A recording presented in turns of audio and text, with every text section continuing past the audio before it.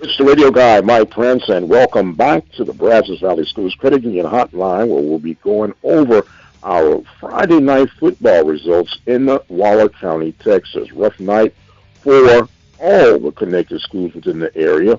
The Royal Falcons did not have an answer for Belleville.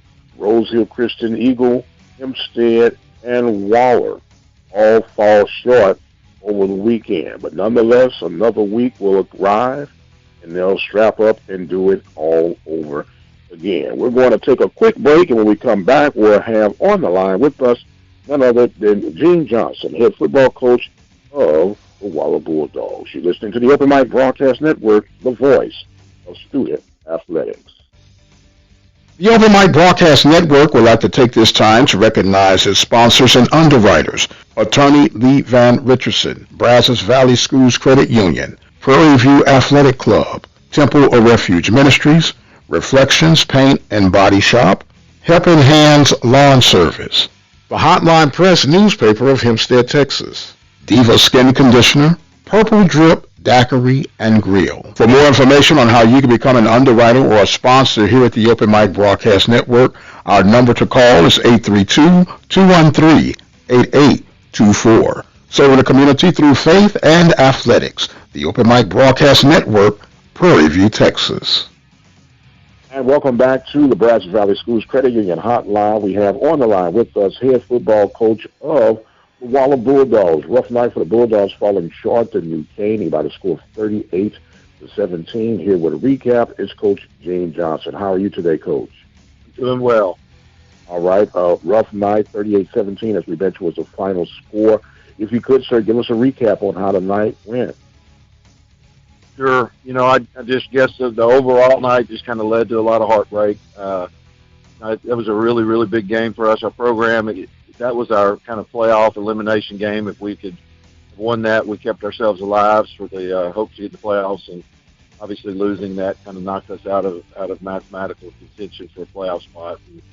And, but I was proud of our kids. I feel like that they battled extremely hard. I just hate it for our seniors that they weren't able to pull it together. But I think I saw some things moving in the right direction when I saw the disappointment in our kids. Number one, that tells me that they walked into the game with an expectation to win. Number two, it tells me that it bothers them that they lost. And when to fix things, you have to be bothered by the results. And we like I said, we battled really hard. Our kids made some mistakes early in the first half. We took a 7-0 lead, and they tied it up 7-7. We had a critical interception and a snap over our punter's head that caused us to go in at halftime trailing 16-14. But our kids bounced back. Defense created a turnover. We kicked the field goal to take the lead 17-14 in the middle of the third quarter. And but we just weren't able to sustain things offensively. And they were able to get three more scores. I think the final score didn't really indicate how the game went. Hats off to them. They've got a great running back. We had a visitor from Mississippi State University, or not Mississippi State, but from Michigan State University last night there, scouting their tailback, and he got loose on us a little bit in the fourth quarter. He was an exceptional player. But, again, really proud of our kids and the effort. We fell up short, and we will not be content with losing and try to take victories away from losing games. But I would say, standpoint, really proud of our kids. Yes, sir. We're talking with Coach Gene Johnson of the Waller Bulldogs. Bulldogs officially eliminated from playoff contention. However, there's still some games to be remain. And, Coach, how do you keep the young men focused, and what's the message right now? Because we know you still have to finish strong and start building for the future of this program. Yeah, that's going to be easy, Mr. Prince. I think to the credit of our kids, that's going to be really easy. We talked after the game two things about how proud we were of them and their effort and their fight.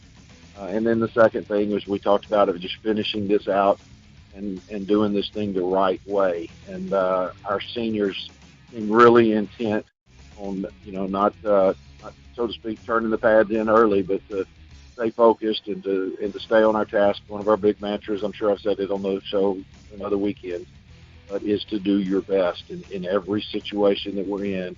we do our best, because at the end of the day, that's the only thing that we control. So we got 2 weeks of football.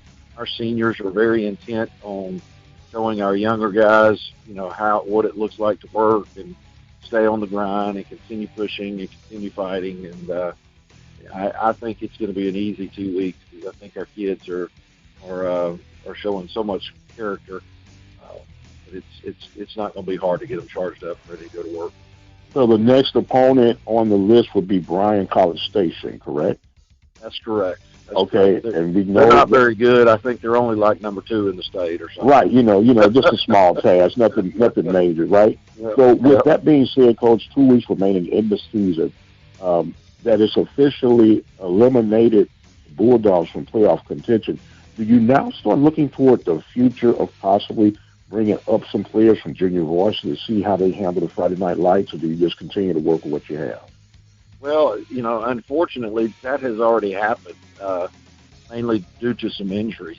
The kids that are close to being ready on that junior varsity, most of those guys have either come up at one point or are up now. Again, like I said, because of we've kind of had a tough year with the injury bug, but we will keep. We're always, I believe, in keeping an eye to the future and developing the talent. I like to pay close attention to, do we have 3 safeties in the junior class? Do we have 3 safeties in the sophomore class? And so we're always looking to develop the program overall, and I don't think that necessarily means bringing them up to get varsity snaps, because, as I mentioned to you, our seniors have done this the right way. Our seniors have led this program. We've shown a lot of heart, a lot of courage, and a lot of fight. We've been in some games where we had some battling with some short sticks, but they battled through. So the primary focus is finishing this season and letting those seniors have the very best experience that they can. But we are simultaneously trying to build a program, I guess is the cop-out answer. We're going to do both, Mr. Prince. Yes, sir, no doubt about it. Now, one of the misguided scenarios when it comes to high school sports that people don't put in the factor is that there's no recruiting, when in fact that is the furthest from the truth, because you get to recruit within your high school building. Are there any prospects that you're looking at, whether it's on size or how a kid may be competing in another sport, that you got your recruiting cap on to try to help build a program further down the road, especially as you make this climb towards 6A? No doubt about it. And recruiting is the bad word. So I like to say selling our program. We have to sell our program to our community and to our kids. The thing that I think we need most as a program is we need commitment. We need time in the weight room and in off season. And as you can imagine, the last 2 years have been extremely challenging with that. 2 years ago, of course, we shut down in March with the COVID.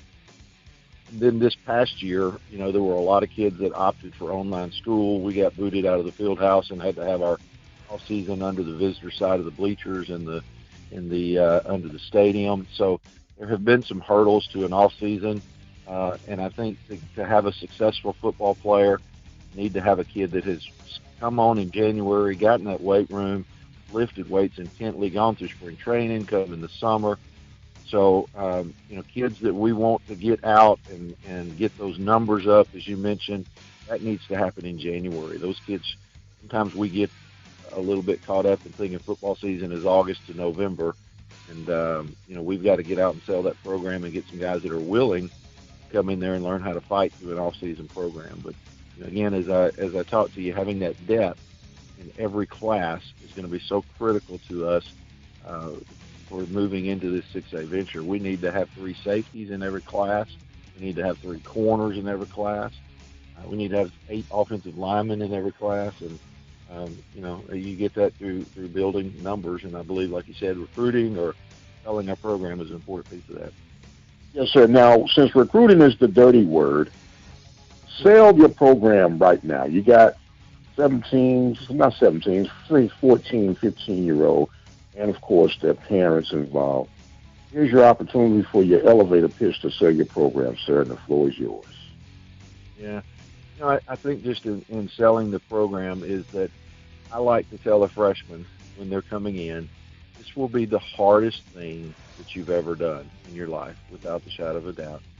But when you walk out of our program as a senior, it will be the most rewarding thing in your life. And I think that's where we lose kids sometimes, is that, it's a lot harder to get in that weight room, to get out on that practice field in 95, 100-degree heat, when other kids are able to be home playing video games, and their peers sometimes are out making money, working jobs. And so there's a lot of sacrifice that goes into it, but at the same time, I think there is a tremendous amount of reward for our kids' involvement. And, I challenge our coaches almost daily that, look, we expect a lot of our kids. I want to make sure that we're doing the best we can to help them in return. And hopefully we do that in a lot of ways. We do that in our character development that we focus on with our mantra of men or boys. We do that with our mantra of A's and B's, not C's and D's, in trying to make kids college ready. We talk a lot about not every kid will go to college, but we feel like we've done our job if we help you over 4 years become college ready.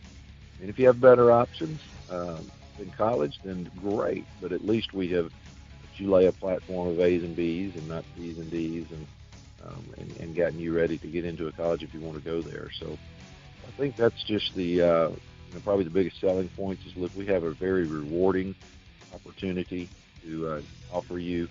In return, we want to show a commitment to helping you grow and improve as a young man, and maybe even hopefully help you line up for put you in a position to be successful for a lifelong future.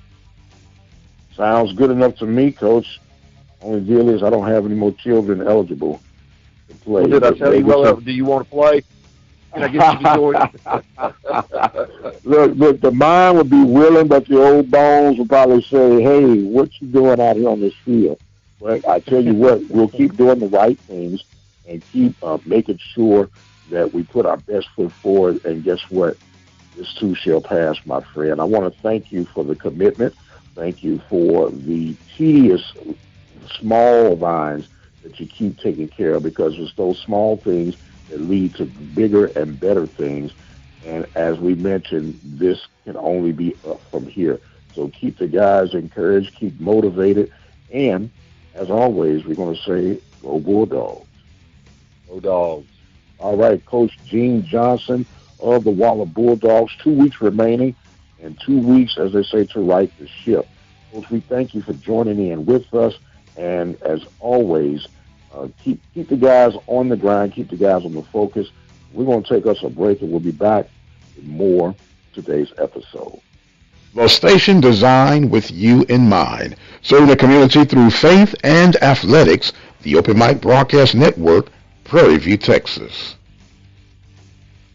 And welcome back to the Open Mic Broadcast Network Sports Report Saturday. The radio guy, Dr. Mike Prince, here with you on the Brazos Valley Schools Credit Union Hotline. They got 13 locations to better serve you, so be sure to check them out today at bvcu.org. That's bvcu.org.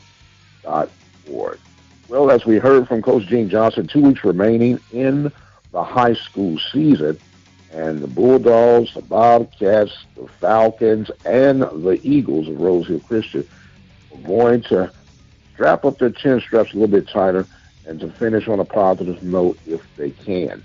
Meanwhile, in local college area, the Prairie View A&M University Panthers will get ready to do battle with the Southern Jaguars, and this is a critical game for the Panthers as they take their show on the road to Baton Rouge, Louisiana. Now, when you look at the tail of the tapes, Panthers, high-powered offense, they've been improved with a steady running game, and the defense has been, as they say, hanging in there. But they'll have a tall order to try to slow down a positive and strong run attack with the Southern Jags. But that's why they play the games. Now, it's very interesting that even the natives of Baton Rouge are picking Prairie View to win this one 38-31. I believe some points will be scored, and it will be the last man standing. And as we've been on record all week, we believe the Panthers will be that last man standing. Be sure to join us on Sunday Night Live right here at the Open Mic Broadcast Network. You can catch us by dialing 857-777-0000. We'll have Coach Eric Dooley on board with us to recap the game that was in Baton Rouge. And in case you want to get a quick reverb of what has happened over tonight's contest between the Panthers and the Jags, you can check us out with the 1876 After Party.